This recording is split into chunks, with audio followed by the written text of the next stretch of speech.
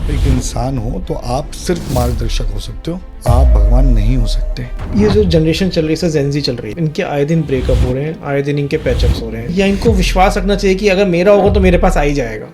जब हम अपनी किस्मत के परे दुनिया को अचीव करना चाहते हैं तो मुंह के बल गिरते हैं। इनकी ताकत जाननी हो तो किस तरीके से जान सकते हैं? जो एंटिटीज हैं उनकी ताकत इतनी ताकतवर होती है कि वो इंसान को मार सकते हैं जान से। किसी जिनको किसी से ट्रांसफर कर दिया किसी और भोग पे, तो इस बात की कितनी गारंटी हो जाती है कि ये इस भोग को छोड़ के पहले वाले भोग पे दोबारा नहीं आएगा? इसीलिए उसे डिटैच करके दूर ले जाया जाता है। किसी भी एंटिटी को डिटैच किया तक जहाँ पे उसकी क्रिया होनी है पूरी, तब तक वो कहाँ रहती है? देखो, ये हवा है, ये एनर्जी है। यही वो छलावे होते हैं जो रास्ते में दिखाई देते हैं। जैसे अब ये क्रिया हुई तो हम अपने आप को सेफ कैसे रखें? उसका सबसे अच्छा एक सोल्यूशन, अगर हस्बैंड वाइफ में बहुत ज़्यादा लड़ाई हो रही हो तो ये क्या उपाय कर सकते हैं जिससे इनकी लाइफ पहले जैसी नॉर्मल हो जाए? तो सात्विक क्रियाओं में सबसे अच्छी क्रिया है। अगर घर में किसी की अज्ञात मृत्यु हुई है तो कैसे पता लगाया जा सकता है कि वो आगे बढ़ चुका है या उसी पॉइंट पर अटका हुआ है? तो वो आपसे संपर्क जरूर करेगा। घर को पवित्र कैसे करें? ऐसी कौन सी सोल होती है जिसका पहला ही बर्थ हो रहा है? कोई पता नहीं चलता कि पहला बर्थ है आखिरी बर्थ है। ट्विन फिल्म के बारे में थोड़ा सा और बताइए। एक ही आत्मा के दो स्वरूप हैं, जिन्होंने जन्म लिया उनको आपस में मिलना है। बच्चे स्कूल जाते हैं, ये सेफ रहे, हम ये चाहते हैं, तो एक माँ बाप क्या कर सकते हैं जिससे उनका बच्चा बाहर जा रहा है तो वो सेफ रहे?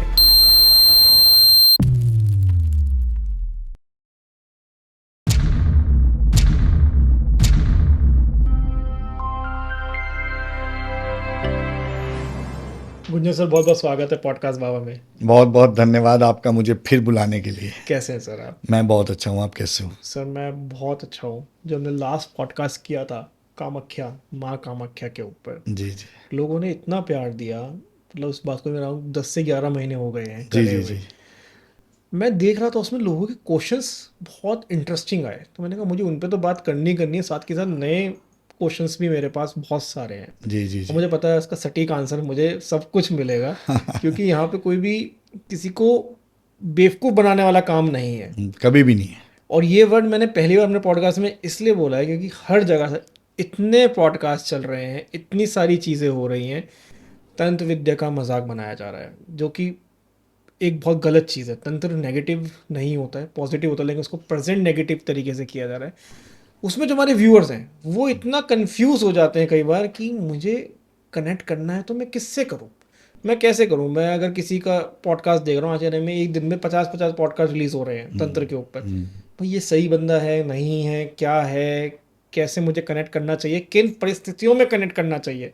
कई बार छोटी सी परिस्थिति को भी हम इतना बड़ा बना देते हैं कि यार इसके लिए तो हमें तंत्र का ही सहारा लेना पड़ेगा। क्या ये सच है?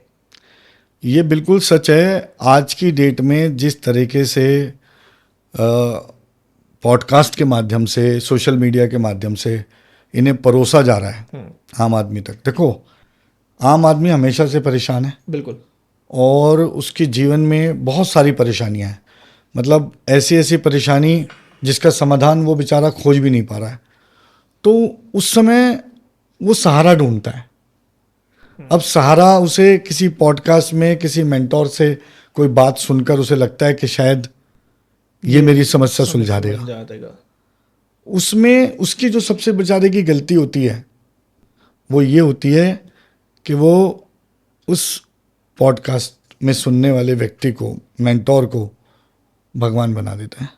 जो गेस्ट आया वहाँ पे, जो गेस्ट आया उसको भगवान बना देता है और फिर उससे उम्मीद करता है कि वो चमत्कार करे। वो कर देते हैं।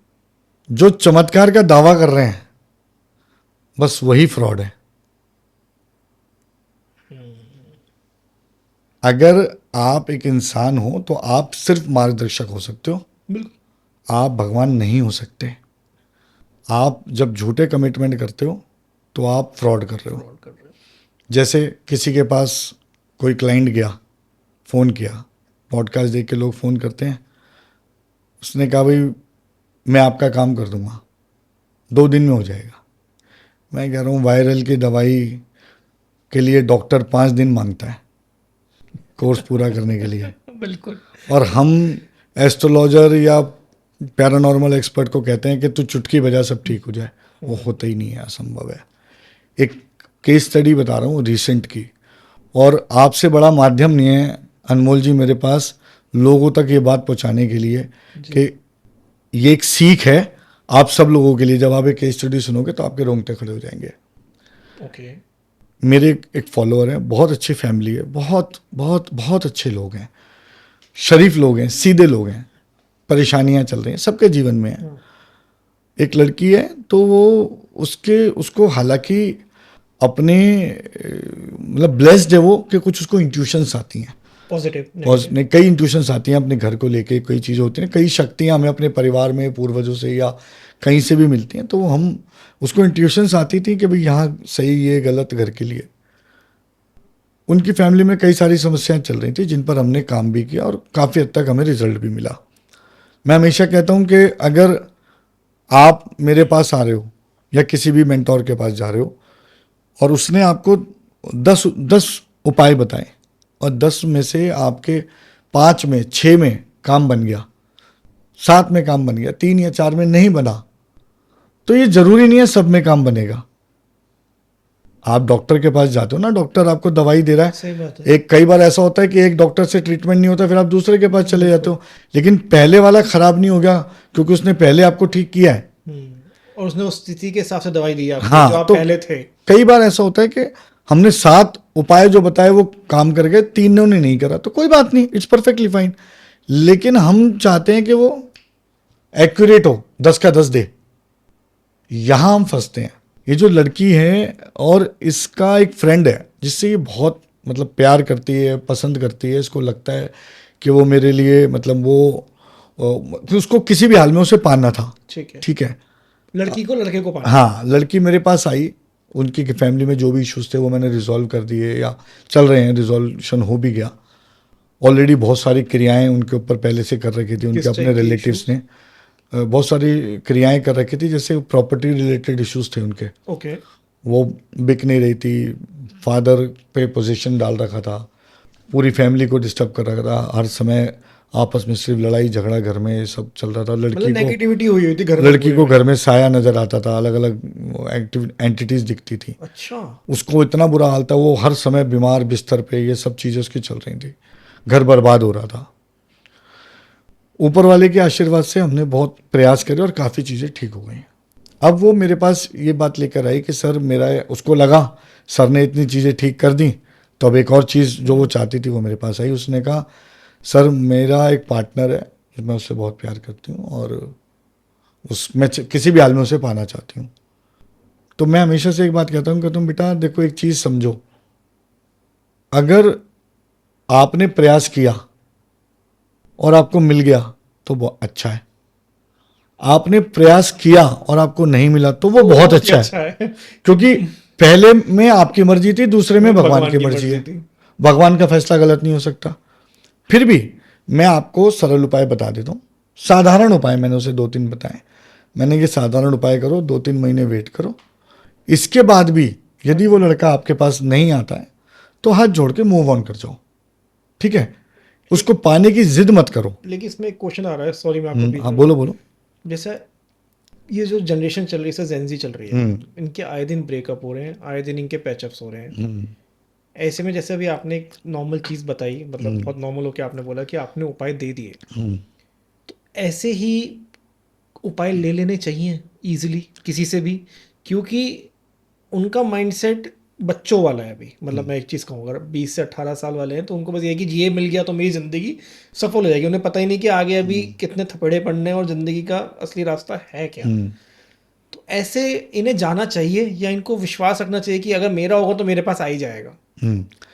मैं ये समझता हूँ कि ये जो उपाय हैं जो हम बता रहे हैं, हाँ, वो सात्विक उपाय हैं। ठीक है। सात्विक उपाय का उद्देश्य ये होता है कि हम परमात्मा से प्रार्थना करते हैं, और मैं ये बोलता हूँ कि आपको बोलना क्या है, आपको परमात्मा से ये प्रार्थना करनी है कि हे प्रभु, मैं आपसे ये प्रार्थना करती हूँ इस पूजा के माध्यम से कि ये जो बंदा है मैं इसको अपने जीवन में चाहती हूँ, लेकिन अगर ये मेरे जीवन के लिए सही है तो ही इसे मेरे जीवन में देना, अगर नहीं है तो आप आगे का रास्ता दिखाओ। ठीक है, यही मैंने उसको भी कहा लड़की को। बच्चों के साथ समस्या है कि उनको लगता है कि बस दिल की आदत कुछ बच्चे सी हो गई है, या तो सब कुछ चाहिए या कुछ भी नहीं चाहिए। उनकी आदतें ऐसी हैं। तो उस टाइम पे हालांकि वो मुझे बहुत रिस्पेक्ट करते हैं, मैं उन बच्चों का बहुत, उनकी फैमिली का बहुत वो मानता हूँ, ग्रेटिट्यूड। लेकिन कहते हैं ना विनाश काल विपरीत बुद्धि, क्योंकि मैंने चीज़ उसको कन्विक्शन से नहीं कहा कि वो लड़का आएगा, उसने इधर उधर और बात करी।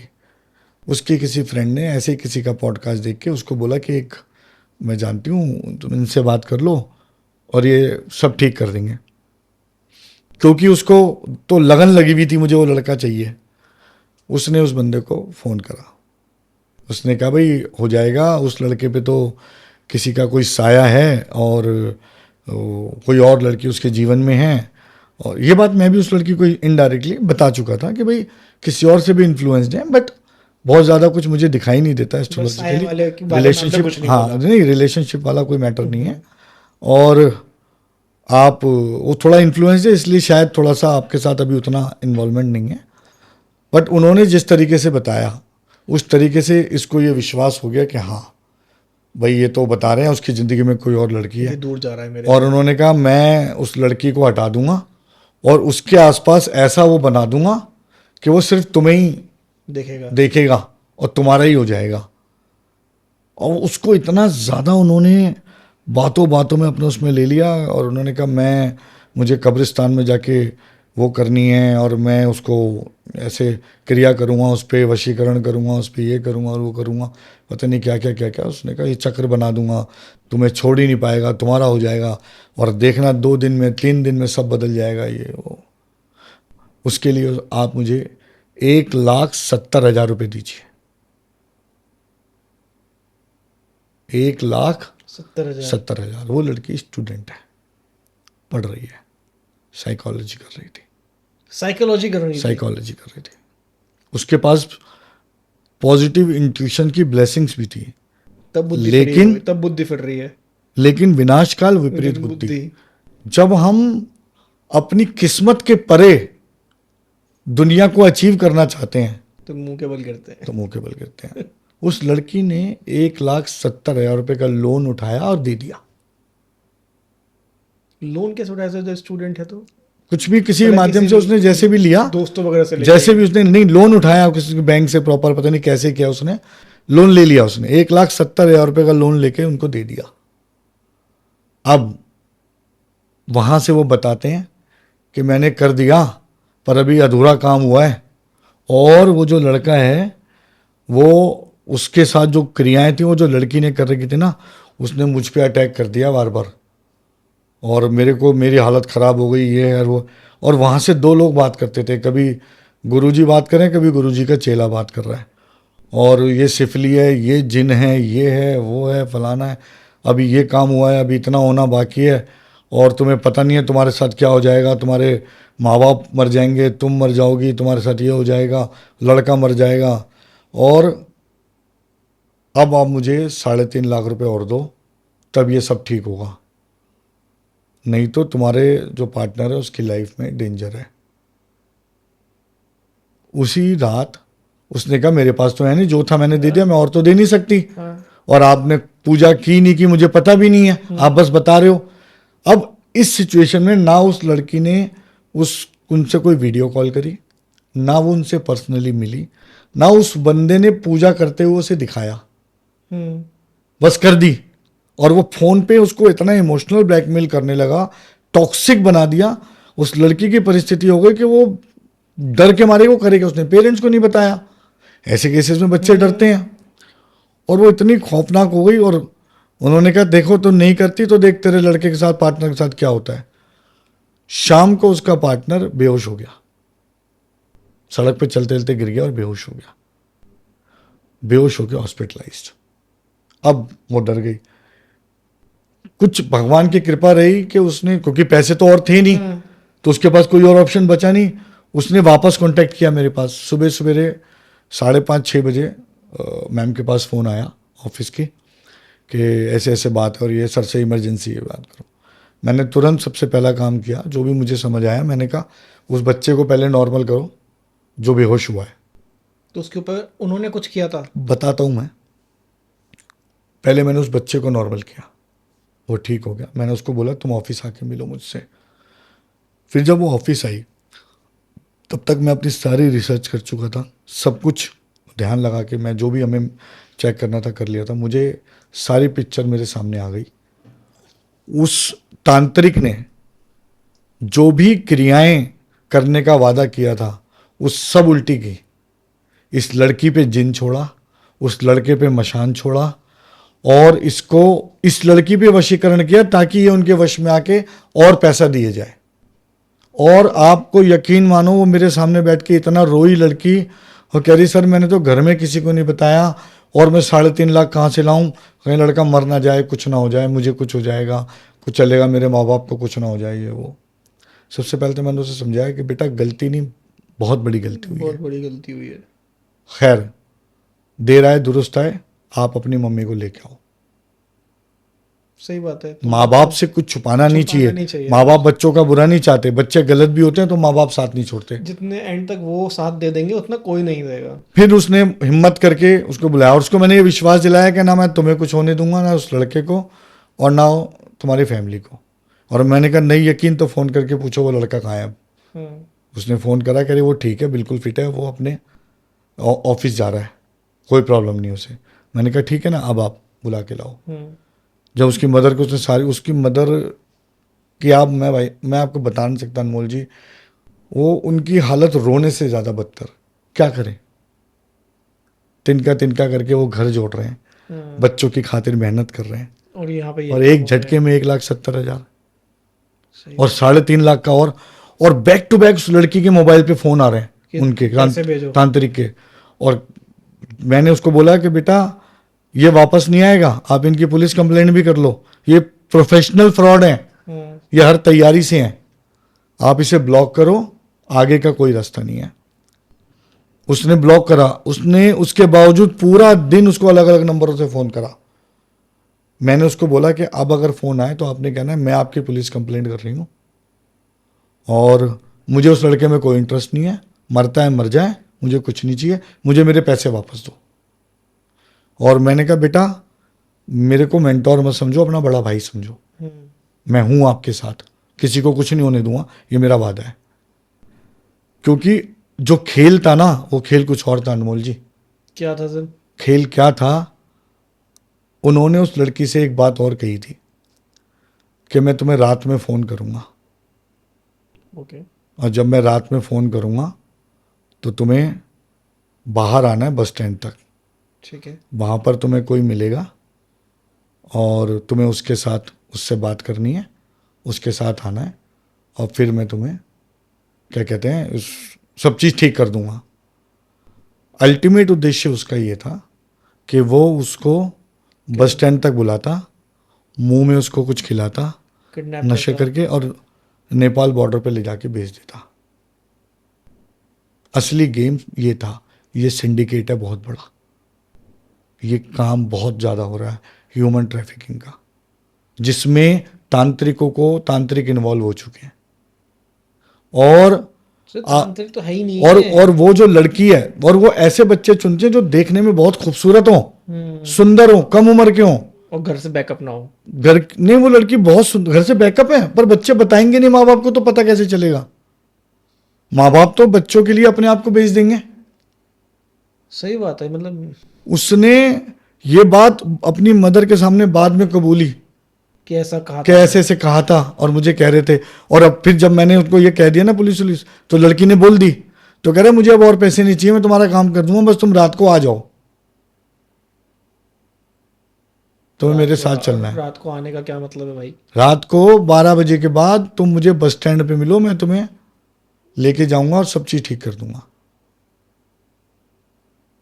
मतलब ऐसे में तो मैंने व्यूअर्स को कहूँगा, या जो यंग ऑडियंस भी है, जो पेरेंट्स बन चुके हैं, भाई डरो मत। अगर बच्चे सुन रहे हो तो भाई अपने माँ बापों को अपनी चीज़ें बताओ, वो ज़्यादा अच्छा सॉल्यूशन देंगे। और मैं कह रहा हूँ अगर माँ बाप भी सुन रहे हैं तो बच्चों को फ्रीडम दो, लेकिन इतनी ही मत दो कि आपको पता ना हो कि वो कर क्या रहे हैं। आप सोच के देखो, अगर वो भगवान की नज़र सीधी थी, परमात्मा का आशीर्वाद था, उनके कर्म अच्छे थे कि वो मुझ तक पहुंच गई और हमने वो 1,70,000 गए, जान बची 100 लाखों पाए।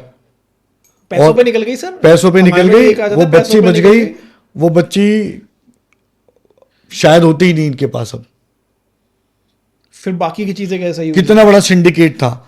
उसके बाद फिर मुझे फिर से, मैंने उन लोगों के लिए इतना प्रयास कर रखा था। मेरी एक नेचर है अनमोल जी, मैं आपको मन की बात बताऊं, मेरे पास कोई भी केस आता है, मैं ये समझता हूं कि मेरे पास कोई आदमी खुशी से नहीं आया, परेशान है, और आज मैं उसकी एक चीज ठीक कर रहा हूं, कल दूसरी होगी, परसों तीसरी होगी, तो इंसान इसी में लगा रहेगा तो जिएगा कब? सही बात है।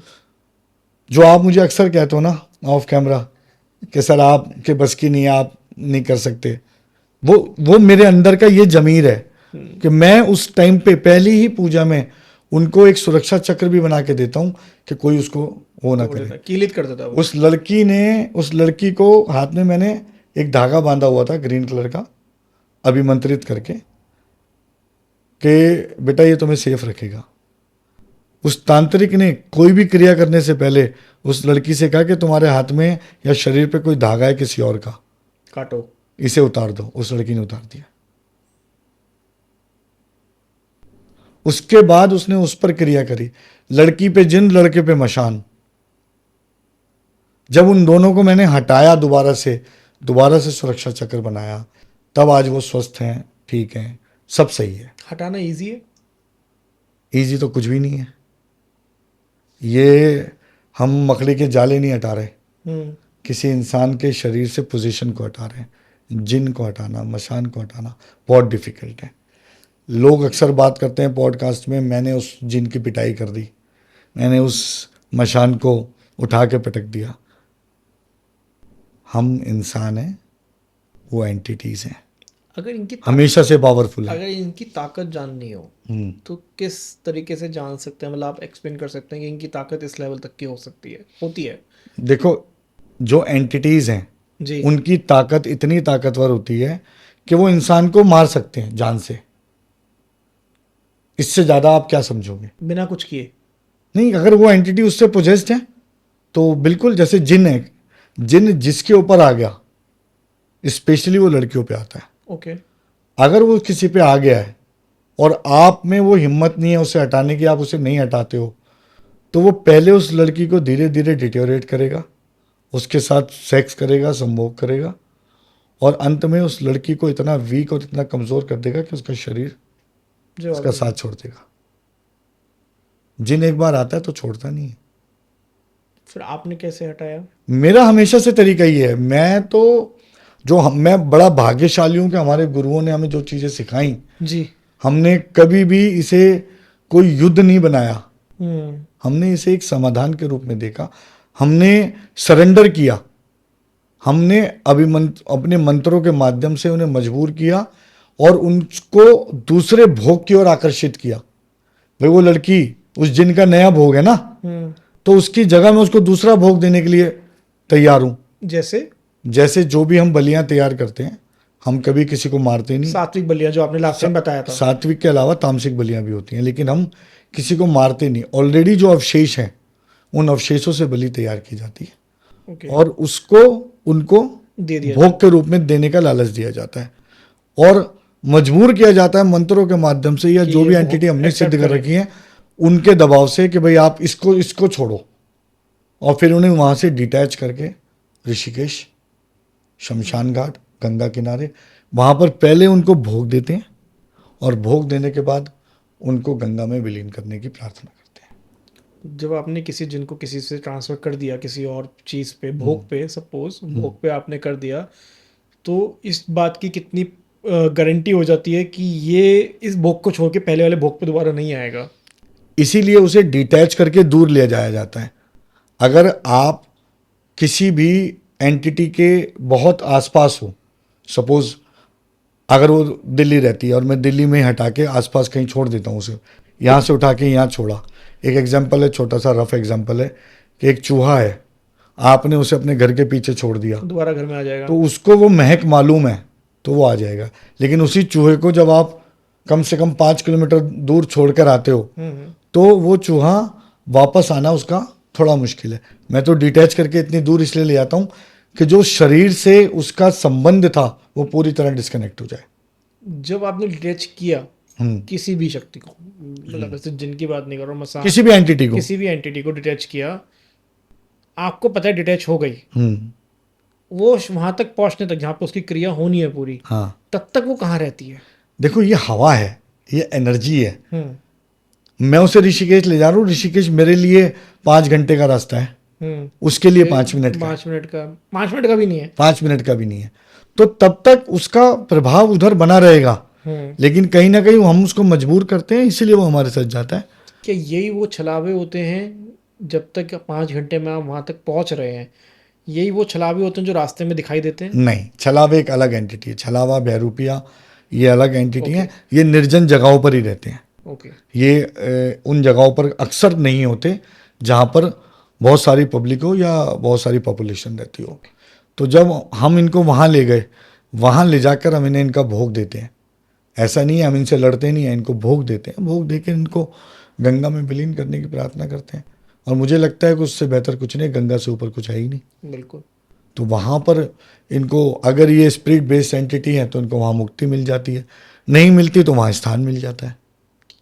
ओके, स्थान से मतलब? स्थान मतलब रहने का एक नया स्थान। अच्छा, कि यहीं पे रहो। एक डॉग आपके घर के, स्ट्रीट डॉग है, आपके घर पे रोज आ रहा है, आपने उसे खाना देना शुरू कर दिया, एक दिन अचानक से आपका मन हुआ अब नहीं दूंगा, तो वो क्या करेगा? भौंकेगा, काट भी सकता है, क्योंकि आपकी गलती, आपने लालच दिया। अब आपका फर्ज है कि आप उसे एक ऐसे कैनल में छोड़ के आओ जहाँ पर उसे खाना मिलता है। तो हम उसे शमशान छोड़ के आते हैं। लेकिन आपने भी तो भोग एक बार ही दिया ना उसे। एक दे दिया, लेकिन उसको फिर वहां पर जगह दे दी ना, फिक्स कर दिया, तो वो अपने आप ढूंढ लेगा अपना भोग। अब शमशान में रहेगा तो भोग मिलता रहेगा। कैसे? शमशान में जितनी भी स्पिरिट बेस्ड एंटिटीज होती हैं या इस तरह की चीजें होती हैं, ऊर्जाएं होती हैं, उनको जो भी भोग चाहिए वो मिल जाते हैं, इजीली मिल जाते हैं। इजीली मिल जाते हैं। वो उनकी अपनी संघर्ष है। वो उनके अपना संघर्ष है, या जब तक उनको कोई वहां से दोबारा उठाकर रीयूज ना करे। स्पिरिट बेस्ड एंटिटी तो मुक्ति हो गई, क्योंकि उनको तो हमने गंगा में विलीन कर दिया, लेकिन जो यूनिवर्सली एग्जिस्ट करती है उनको हम वहां स्थान दे देते हैं। उसके बाद वो अपने वहीं पे अपना जीवन आपने जीते हैं। पूरा केस स्टडी बताया जितना भी है, मतलब मैं इस चीज़ को अलग वे में देख रहा हूँ थोड़ा सा, मैं समझना चाहूँगा।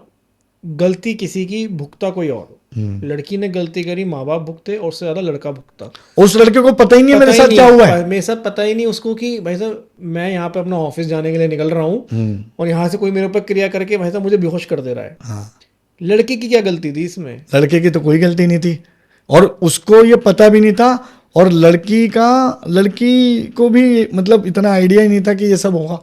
उसने उसे पाने की चाह में सब कुछ कर दिया। सर आप मानते इसमें लड़के की जान जा सकती थी? चली जाती, जा सकती नहीं थी, चली जाती, क्योंकि उन्होंने इस लेवल की क्रियाएं करती थी उनके ऊपर कि अगर देखो आप मेरी बात सुनो, फ्रॉड एक होता है, फ्रॉड का कोई क्रिया आती ही नहीं है, वो सिर्फ डरा रहा है। वो कैसा फ्रॉड है कि एक केस आया मेरे पास, एक लड़की आई, बोली सर मैं को ऐसे ऐसे मेरे को मेरे पार्टनर के साथ ऐसा ऐसा होगा और मुझे वो पार्टनर चाहिए था, तो मेरे पास मैंने एक फ़ोन नंबर दे के कॉल करा। उन्होंने उससे कहा लड़की से कि हम तुम्हें ये पार्टनर गारंटी से दिलाएंगे, गारंटी से तुम्हारे पास आएगा, जो 6 महीने से तुम्हारे पास से जा चुका है वो गारंटी से आएगा, बशर्ते तुम्हें हमारे को फॉलो करना पड़ेगा। उसने ठीक है, मैंने कहा पहले आप 5,000 रुपये भेजो। उन्होंने 5,000 रुपये भेज दिए लड़की के पास। उसने कहा लेकिन अब लड़का तुम्हें कॉल करेगा, तुम्हें उसका फ़ोन उठाना नहीं है। ठीक है, कॉल आया, लड़की ने फ़ोन नहीं उठाया, लेकिन कॉल आ गया, लड़की खुश कि भाई काम हो रहा है। उसने कहा जी अब 25,000 रुपये भेज दो, हमें क्रिया पूरी करनी है।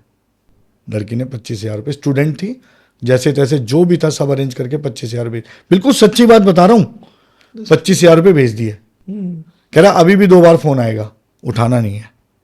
दोनों बार फ़ोन आया, लड़के के नंबर से 2 बार फ़ोन आया, नहीं उठाया लड़की ने। लड़की का कॉन्फिडेंस हाई कि वैसे यहाँ तो फ़ोन बजे जा रहे हैं, इसका मतलब लड़का मेरे को फ़ोन कर रहा है, इसका मतलब मेरी क्रियाएं काम कर रही हैं। अब उन्होंने कहा अब तू मुझे 1,00,000 रुपये दो, फाइनल क्रिया करूँगा और तब लड़का तुम्हें मिलेगा। उसने कहा जी मैं स्टूडेंट हूँ, जैसे भी अरेंज करके जो दे सकती थी यही दिया, मेरे पास अब नहीं है। उसने कहा अगर नहीं दिया ना तो सोच लेना ये आखिरी बार लड़का कॉल करेगा, उठाना अब भी नहीं है, और इसके बाद हमेशा के लिए तुम्हें छोड़ देगा। डर बिठा दिया। अब उसके पास तो 1,00,000 था ही नहीं, तो यहाँ तो सरेंडर था। लड़की ने कहा कि 1,00,000 तो मैं दे नहीं पाऊंगी, लेकिन फ़ोन आया, उन्होंने फ़ोन उठा लिया। ठीक है। फ़ोन उठाया तो पीछे से बच्चों के रोने की आवाज़ें, अजीबोगरीब आवाज़ें। तो लड़की को समझ नहीं आया ये लड़का हॉस्टल में रहता है, हम्म, ये मुझे कैसे कॉल कर, इसके घर से कहाँ से आवाज़ आ रही है बच्चों के रोने की। तो कोई उसको समझ नहीं आई थोड़े दिन तक। अब उसने छोड़ दिया, गिव अप कर दिया। थोड़े दिन बाद वो उस लड़के से मिली, बाई चांस उनकी दोबारा मुलाकात हो गई। उसने लड़के से पूछा, भाई तुमने मुझे पीछे फ़ोन करे, क्यों करे थे? उसने कहा मैंने तुम्हें आज तक कोई फ़ोन ही नहीं करा। कह रहे नहीं, तुम्हारे 3 फ़ोन हैं, हमने कॉल लॉग में देखा। कह रहा मेरा कॉल लॉग देखो। ये था डंप कॉल सिस्टम, ये प्रॉपर फ्रॉड है। ये एक टेक्निकल उनके पास होता है जिससे वो कॉल, जो नंबर आ रहा है ना आपके स्क्रीन पे, उसे स्विच कर सकते हैं। तो आपके स्क्रीन पे वो नंबर आएगा जो वो आप डालोगे। लेकिन उन्हें कैसे पता कि हमें कौन सा नंबर चाहिए स्क्रीन पे? वो लड़की ने बताया ना लड़के का फ़ोन नंबर उनको, कि भाई मेरे बॉयफ्रेंड का ये नंबर है। तो अगली बार उसके लड़की के फ़ोन पे 3 बार उसके बॉयफ्रेंड के नंबर से फ़ोन आ गया, पर वो एक भी बार बॉयफ्रेंड नहीं करा था। ये टेक्निकल फ्रॉड था। और कॉल उठाने के उससे मना कर रहे थे कि पैसे नहीं आते, फिर नहीं, कॉल उठा देती तो सच पता लग जाता कि दोस्त है ही नहीं, पैसे नहीं आते, पीछे था ही नहीं कोई। हाँ। वो तो वही इन्हीं के लोग कॉल करते थे, तांत्रिक के। ये था फ्रॉड, ये प्रोफेशनल फ्रॉड है, ये कोई क्रिया इन्वॉल्व नहीं है। लेकिन जो मैंने अभी आपको पूरी केस स्टडी बताई है, इसमें तांत्रिक इन्वॉल्व है, मतलब पर्टिकुलर क्रिया हुई थी। और ये ह्यूमन ट्रैफिकिंग का बहुत बड़ा धंधा है। अगर किसी पर्सन को किसी से कनेक्ट करना है तो वो उसमें क्या चीज़ें ऐसी देखे या क्या चीज़ें ऐसी जांचे, फिर जाके उनसे कनेक्ट करे। और उनको जो भी ट्रांसफ़र वगैरह करना है, मनी या कुछ भी है, हर चीज़ के लिए पैसा लगता है आज के टाइम में। तो वो किन किन प्रोस्पेक्टिव को चेक करके फिर करना चाहिए? सबसे पहली कोशिश तो ये है कि आप उसे फिजिकली मिलो। ठीक है। अगर आप किसी से फिजिकली मिल रहे हो तो कम से कम आपको पता तो है मैंने इस इंसान को देखा है। दूसरा, अगर आप सपोज दूर रहते हो, फिजिकली नहीं मिलते, तो कम से कम वीडियो कॉल करो। वीडियो कॉल करो, उनके एड्रेस लो, उनको पहचानो, और उसके बाद आप एक पैरामीटर सेट करो। आपसे एक आदमी ने 1,70,000 रुपये एक झटके में मांग लिया, आपको ये पता ही नहीं है कि वो 1,70,000 में करने क्या वाला है। आपने पूछा? कुछ नहीं पूछा। तो वो इतना काम है भी या नहीं? और वो 1,70,000 रुपये, ये फ्रॉड है। आप कर क्या रहे हो? आप उससे पूछो ना 1,70,000 रुपये किस चीज़ के।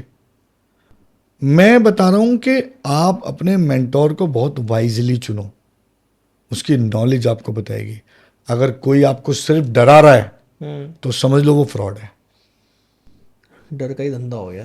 दूसरी चीज़, अगर कोई आपको ये कह रहा है कि मैं आपके लिए पूजा कर रहा हूं पर मैं आपको दिखाऊंगा नहीं, वो पक्का फ्रॉड है। आप बोलो ना कि आप जहां पूजा कर रहे हो मैं दूर सही पर मुझे वीडियो कॉल पे तो दिखाओ। सही बात है। हमारा एक नियम है अनमोल जी, हम ऋषिकेश जाते हैं, ज़्यादातर क्लाइंट को साथ लेके जाते हैं। जो नहीं आ सकता, ये कंफर्मेशन है कि वहां से वीडियो कॉल होगी, चाहे वो इंटरेस्टेड हो ना हो। एक्सेप्ट करे ना करे वो नहीं, उसको बोलते हैं हम कि तुम्हें 2 मिनट के लिए वीडियो कॉल पे आना पड़ेगा कम से कम। आप कम से कम ये तो देखो क्या हम सचमुच ऋषिकेश में बैठे हैं, क्या कोई पूजा वहां परफॉर्म हो रही है। आपको इतना तो विश्वास हो, ट्रस्ट तो रिजल्ट तो परमात्मा के हाथ में है, लेकिन कुछ आंखों से दिखे तो सही। आप आंखों से दिख नहीं रहा। आप प्रॉब्लम क्या है, ये वो लोग हैं जिनको पता है कि ये जनरेशन बस वही सुनेगी जो सुनना चाहती है, तो उसको वही सुनाते हैं वो। जैसे पीछे लड़के वाली बात में दोबारा से थोड़ा सा उठाना चाहूँगा। लड़के बहुत अनसेफ हैं सर। लड़के बहुत अनसेफ हैं, नीले हरे सब किस्म के ड्रम चल रहे हैं मार्केट में। बहुत अनसेफ है। और अब तो जो आपने बताया है इसमें तो कोई ड्रम भी नहीं है, और दूर बैठे बैठे आप स्विच ऑफ हो जाओगे, पता भी नहीं चलेगा कहाँ से क्या हुआ। देखो जी, सभी अनसेफ हैं, लड़कियां भी अनसेफ हैं, कई केसेस ऐसे हैं। सर पहले लड़कों की बात करूँगा मैं, लेकिन लड़कियां भी अनसेफ हैं, टोटली एग्री। जो अभी स्कूल के बच्चों के साथ भी इतना सुनने में आता रहता है, मतलब बड़ा दुख होता दिल है, को झंझोड़ देता है, दिल झंझोड़ देता है, मतलब आत्मा दुख जाती है। मतलब ऐसे लोगों को तो मैं तो सिंपल कहता हूँ, बीच चौराहे पे खड़े होके बीच में से काटना बीच चाहिए। में से काटना चाहिए, सिंपल सी बात, जिससे आगे किसी की हिम्मत ना हो। हिम्मत ना हो, सही बात है। हम अपने रास्ते पे सही चल रहे हैं, जैसे अभी ये क्रिया हुई, तो हम अपने आप को सेफ कैसे रखें? मैं क्या कर सकता हूँ, या मेरे भाई बंधु जितने जुड़े हुए हैं वो, और जितनी मेरी बहनें भी जुड़ी हुई हैं वो भी, कि भैया लड़का भी लड़कियों पे करवा रहे होंगे, लड़कियां लड़कों पे करवा रही हैं। अपने आप को सेफ रखना है। मैं दूसरी की गारंटी नहीं लेता भैया दूसरा कैसा है, तो मैं अपने आप को सेफ कैसे रखूँ? आपने बहुत अच्छी बात पूछी है। इसमें मैं और ऐड ऑन कर देता हूँ, केवल लड़के लड़कियाँ नहीं, रिश्तेदार रिश्तेदारों से दुखी हैं, दोस्त यारों से दुखी हैं, सब एक दूसरे पे कुछ ना कुछ क्रियाएं करवा रहे हैं। हर आदमी के लिए संभव नहीं है कि इमीडिएटली किसी मेंटोर तक पहुंच जाए। तो कुछ चीज़ें जो कोई भी व्यक्ति कर सकता है और उससे वो अपने आप को बचा सकता है। हाँ, मतलब इसमें ये वर्ड यूज किया जा सकता है, मतलब अपने आप को कीलित करना, कि हमें कीलित नहीं करना। कीलित कीलित is आप नहीं। अपने आप को कीलित कर ही नहीं सकते। अच्छा, कीलित होने का मतलब होता है ना नेगेटिव ना पॉजिटिव। ओके, हमें सिर्फ नेगेटिव को रोकना है। आप परम शून्य पे आ गए, नहीं, वो तो नहीं जाना, वो पॉसिबल ही नहीं है। पॉसिबल ही नहीं है। ठीक हमें है, नेगेटिविटी को रोकना है, नेगेटिविटी को कैसे या रोकने कोई का भी है? क्रिया कर रहा है हमारे ऊपर तो वो हमें लगे ना, मतलब उसका सबसे अच्छा एक सोल्यूशन बता रहा हूँ। रुद्राक्ष फैमिली में 7 मुखी रुद्राक्ष है। अच्छा, 7 मुखी रुद्राक्ष की लॉर्ड माता लक्ष्मी है और रूलिंग प्लेनेट शनि है। अगर आप 7 मुखी रुद्राक्ष धारण करते हो तो मैं ये दावे से आपको कह सकता हूं कि वो कोई भी नेगेटिव क्रिया कितनी भी पावरफुल क्यों ना हो, या तो पहले रुद्राक्ष जाएगा, टूटेगा या खोएगा, तब आप पर उसका इम्पैक्ट करेगी, या मतलब लगभग ना के बराबर चांसेस है कि आप पर कोई भी नेगेटिव क्रिया इम्पैक्ट करे अगर आपने 7 मुखी रुद्राक्ष गले में धारण कर रखा है। नेपाली नेपाली मतलब? नेपाली रुद्राक्ष, अच्छा, नेपाली रुद्राक्ष। नेपाली रुद्राक्ष, क्योंकि सबसे ऑथेंटिक वही होता है। ओके, तो नेपाली रुद्राक्ष सर्टिफाइड 7 मुखी रुद्राक्ष अगर आप गले में धारण करते हो तो काफी हद तक, और ये एक ऐसी चीज है जिसको आम आदमी अफोर्ड कर सकता है। ये सबके लिए, सबके लिए यूनिवर्सली बता रहा हूं। यूनिवर्सल है। कोई इसका साइड इफेक्ट नहीं। दुनिया में लोग प्रोपागेंडा मचाते हैं कि आपकी राशि को जो रुद्राक्ष सूट नहीं करता वो नहीं पहनो, ये नहीं। हर वो चीज जो नेचुरली हमें मिल रही है ईश्वर से, वो आपको नुकसान नहीं पहुंचाएगी। तो गले में पहनना इंपॉर्टेंट है, हाथ में ही पहन सकते हैं? गले में पहनना चाहिए। हाथ में पहनने के बहुत सारे नियम हैं।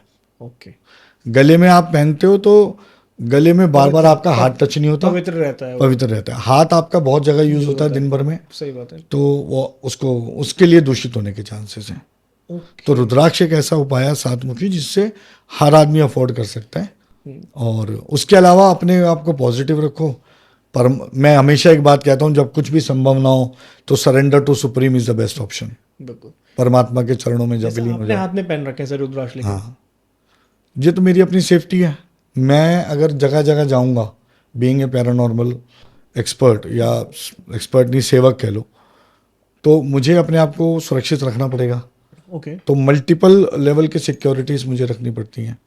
जैसे रुद्राक्ष है, मैंने गले में भी एक कवच धारण किया हुआ है। ये देखो, ये एक कवच है पूरा। ओके, इसमें 7 मुखी, 1 मुखी, 5 मुखी रुद्राक्ष हैं, साथ में एक पन्ना जो मेरी सेफ्टी कर रहा है। ये अभिमंत्रित है और इसको मैं अपने लिए हमेशा गले से रखता हूँ। ये रुद्राक्ष हाथ में जो पहने हैं, ये किसी दिखावे के लिए नहीं है, ये मेरी सेफ्टी के लिए है। इसमें 5 मुखी की माला है, 5 मुखी इंडियन है। इसके अलावा ये बोन्स यानी हड्डियों का बना हुआ ब्रेसलेट है। ओके, ये राशि ब्रेसलेट है। ये सब मैंने पहना हुआ है। और इसके अलावा हम देह रक्षक मंत्र सिद्ध किए हुए हैं कई सारे, जो गुरुओं से सीखे। तो पहली अपनी सेफ्टी। तो आपको किस चीज़ से सेफ्टी चाहिए? आप तो खुद एक्सपर्ट हैं इस चीज़ में। तो अगर मैं किसी को बचाने जा रहा हूँ और वहाँ ऑलरेडी नेगेटिव ऊर्जाएं हैं, तो मैं ही सेफ नहीं होऊंगा तो किसी को कैसे सेव करूंगा? तो पहले अपने आप को सेफ्टी की जरूरत है, ताकि कोई भी नकारात्मक ऊर्जा हम पे अटैक ना कर सके। जब हम उसको हटाने जा रहे हैं तो बहुत बड़ी बात, कोई बड़ी बात नहीं, वो हम पर रिवर्स हो जाए। ये जो अभी आपने केस बताया था पूरा, जिस तांत्रिक ने लड़की पे भी छोड़ा, लड़के पे भी छोड़ा, और उधर से आपने हटाया, तो ऐसा भी होता है कि उधर से वो तांत्रिक हटाने ना दे, पूरी लड़ाई होती है, मतलब लड़ाई इन द सेंस जो दिख नहीं रही है, लेकिन वो अपने मंत्र कर रहा है, आप अपने मंत्र कर रहे हैं कि नहीं मुझे इसको सेव करना है, वो कह रहे हैं नहीं मैं नहीं छोड़ूंगा नहीं, इसे। उस तांत्रिक को तब तक पता नहीं लगेगा जब तक हट नहीं जाएगा। जैसे ही हटेगा वैसे ही पता चल जाएगा। जब हट जाएगा, डिस्पोज ऑफ हो जाएगा, तब पता चलेगा। लेकिन तब तक मैं वो मौका नहीं छोड़ता कि वो उसे रीयूज कर पाए। डिस्पोज मतलब कि जब तक गंगा में विलीन कर दिया आपने, गंगा में विलीन हो जाए, या वहां पर उस जगह पर हम उसे बांध दें, उसको वहां स्थान दे दें, तब उसको उसके बाद पता चलेगा उसे। उसके बाद पता चलेगा। तो पता कैसे चलता है, मतलब अंदर से इंट्यूशन होता है क्या होता नहीं, देखो, सबके अपने अपने प्रोसेस हैं, साधनाएं हैं। आपके साथ कोई एंटिटी है जिसका आपने प्रयोग किया है, तो वो आपसे तब तक कनेक्टेड रहेगी जब तक आपने उसको कहीं छोड़ा हुआ है। जैसे ही वो वहां से खत्म होगी, हाँ, आपको अब उस ऊर्जा का प्रभास मतलब आभास हो जाएगा कि अपनी अब बॉडी वो में। नहीं है, हाँ, कि अब वो मेरे से डिस्कनेक्ट हो गई है। तो वो चाहे तो दोबारा एक्टिवेट कर सकता है उसे, या नहीं किसी कर और को सकता, भेज सकता है। वो दूसरा भेज सकता है। मेरे वाला जो मैंने अगर गंगा पे छोड़ा है उसे नहीं कर सकता रीयूज। लेकिन जो दूसरा भेज रहा है फिर तो ऐसे सेफ ही नहीं है सर, ये चलता रहेगा। इसीलिए जरूरी है कि जिसके लिए हम ये चीज हटाते हैं हाँ, उसका सुरक्षा चक्र भी तैयार करते हैं। सुरक्षा चक्र एक तांत्रिक नहीं तोड़ सकता। सुरक्षा चक्र कोई भी तांत्रिक तोड़ सकता है, लेकिन आसान नहीं है। ओके। सपोज हम किसी जंग में जा रहे हैं, हमने बुलेट प्रूफ जैकेट पहन ली, हाँ, तो बुलेट प्रूफ जैकेट कितनी बुलेट्स के आगे सेफ है, इसकी क्या गारंटी है? सही बात है। तो हो सकता है जब आप पर लगातार गन मशीन से वार हो तो एक टाइम के बाद वो जवाब दे दे। बुलेट प्रूफ जैकेट, या एक और एग्जांपल, हम लाइफ जैकेट पहन के पानी में कूदते हैं, जब तक उसमें हवा है तब तक जी रहे हैं। जब तक उसमें हवा है या जब तक आप बह पा रहे हो, बह पा रहे बच पा रहे हो, तब तक बचोगे, लेकिन उसकी सीमा है, एक टाइम के बाद वो धराशायी होगी। तो जो हम सुरक्षा चक्र बनाते हैं वो इसीलिए बनाते हैं कि आसानी से ना टूटे, और फिर उस बंदे को आगाह करते हैं, भाई आगे के लिए सुधर जाओ। देखो अपने ही कर्मों का नतीजा हमें। चाहे किसी पे कोई कुछ हुआ भी नहीं है तब भी वो अपना सुरक्षा कवच बनवा सकता है। बिल्कुल बनवा सकता है। अगर उसे लगता है कि कोई भी ऐसी नेगेटिविटी उसके ऊपर है या आ सकती है या किसी से डर है, कुछ भी नहीं है उसके दिमाग में, नहीं है। अभी कोई पर्सन हमारा पॉडकास्ट देख रहा है, मैं ही देख रहा हूँ कि सर आई वांट कि भाई साहब मुझे चाहिए अपना सुरक्षा जरूरत ही कवच नहीं है, नहीं बनवाना चाहिए। नहीं बनवाना चाहिए। एक आम आदमी की तरह जिंदगी जियो। मैं आपसे कहूं कि अनमोल जी कल से इकोस्प्रिन खाने लगो, ब्लड थिनर है, हार्ट अटैक नहीं होगा, ये तो कोई लॉजिक है? यही चीज चाहिए थी मुझे जो मैं पूछना चाह रहा था। कोई लॉजिक थोड़ी नहीं है। है। मैं बीमार नहीं हूं तो मैं इकोस्प्रिन क्यों खाऊंगा सही भाई? बात है। जब जरूरत होगी तब तब मैं खाऊंगा। खाऊंगा। तो मेरा उद्देश्य एज ए मेंटोर लोगों को इसमें उलझाना नहीं है। जरूरत नहीं है तो मत करो, मत पढ़ो। कर्म ही जीवन, कर्म ही नहीं है कर्म खेवैया, फल चिंता बेकार। अगर किसी के ऊपर कोई स्पिरिट है या कोई अलग एंटिटी है और वो अपना सुरक्षा कवच बनवा लेता है, पहले उस एंटिटी को हटाना पड़ेगा। नहीं मैं कह रहा हूँ जिससे बनवाया उन्होंने नहीं चेक किया हाँ। कि उस पर कुछ है और वो शांत बैठी है, वो उसे भी कुछ नहीं करी, बट द थिंग इज कि वो है और उसने सुरक्षा कवच बनवा लिया, नहीं तो बनेगा, नहीं बने। अच्छा काम ही बनेगा नहीं ही करेगा, काम ही नहीं करेगा, बनेगा ही नहीं। देखो सुरक्षा कवच कब बनेगा? जब आप पूरी तरह सुरक्षित हो, सेफ हो। पहले आपको सेफ करना पड़ेगा ना, आपको पूरी तरह सुरक्षित करना पड़ेगा, तभी तो सुरक्षा कवच चढ़ेगा। जब आप पे ऑलरेडी कुछ चढ़ा हुआ है पहले वो उतारना पड़ेगा। तो जो सुरक्षा कवच जिससे बनवाया है जब वो टूटेगा तो जिसने बनाया तो उसको पता चलेगा बिल्कुल पता चलेगा कि कुछ हुआ है। इस लड़की के जिसका मैं इंसिडेंट बता रहा हूँ, इसका मुझे 3 दिन पहले पता लग गया था कि टूटा है। टूटा है। मैंने ऑफिस में जो नेहा मैम है उनको बताया, मैंने कहा देखो उस लड़की के साथ वो सुरक्षा कवच टूट गया। पर मैंने इस बात को उस समय ऐसे लिया कि क्या पता भाई वो किसी और का ट्रीटमेंट फॉलो करना चाहते हो। आदमी की स्वतंत्र है, अगर उसे लगता है कि उसे और कहीं अच्छे बेटर रिजल्ट मिल सकते हैं। भाई आप एक डॉक्टर से दवाई ले रहे हो, आपका मन नहीं मान रहा, आप दूसरे डॉक्टर के पास भी जाओगे, तो पहला डॉक्टर कोई आपसे लड़ने थोड़ी लगेगा। सही बात है। और मेरी एक आदत है अनमोल जी, मेरी आप टीम से पूछ लेना, हम किसी क्लाइंट को कॉल बैक नहीं करते। मतलब पूरी तरह मेरी टीम को बताएं, आना होगा तो आएगा। नहीं अगर हमने उसकी सेवा करनी है, हमारी सेवा लिखी है, हम करेंगे। हम कॉल बैक करके नहीं बुलाएंगे कि तू आ, मैं नहीं करता, ये नियम है। हमें लोगों के जीवन का सपोर्ट बनना है, डर नहीं बनना, ये मेरा शुरू से नियम है।